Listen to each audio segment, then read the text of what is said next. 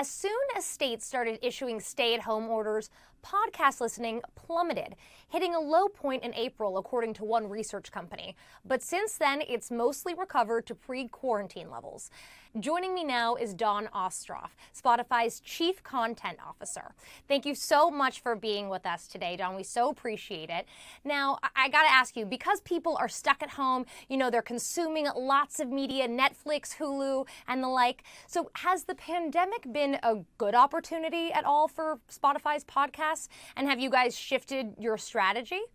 What we've seen is that the users' just consumption habits have changed and shifted. So where many users would listen to podcasts in their cars when they were commuting, now what we're seeing is that users are actually listening it on their home devices, listening to it on their television sets, or listening to it even on their gaming consoles. But we still see people listening to their podcasts as they're working out. We're seeing them listening during the day. So it's been a shift in pattern. And yet I think once things return to normal and people wind up commuting again, the habits that they're forming now will stay with them. And it just allows for even more time for them to consume podcasts and different times and different ways in which they'll do that.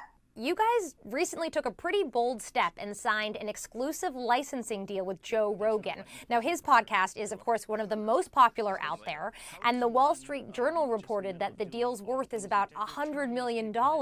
So why make that bet right now? We felt like we needed to have the number one podcaster on our platform in order to really be a winner in this medium, in this space. And so starting in September, his podcast is going to be on the platform. And then in December, it's going to be exclusively on the platform. Now, when Spotify got into the podcast game, I have to say it was the serious underdog to Apple at the time. So how is that competition going now, Dawn? So when you look at the progress that we've already made, I mean, in over 60 markets, we're already ahead of Apple. So that's, pretty meaningful because we've only been in the game now for about 2 years. Dawn, thank you so much for joining us. Thank you, Rachel.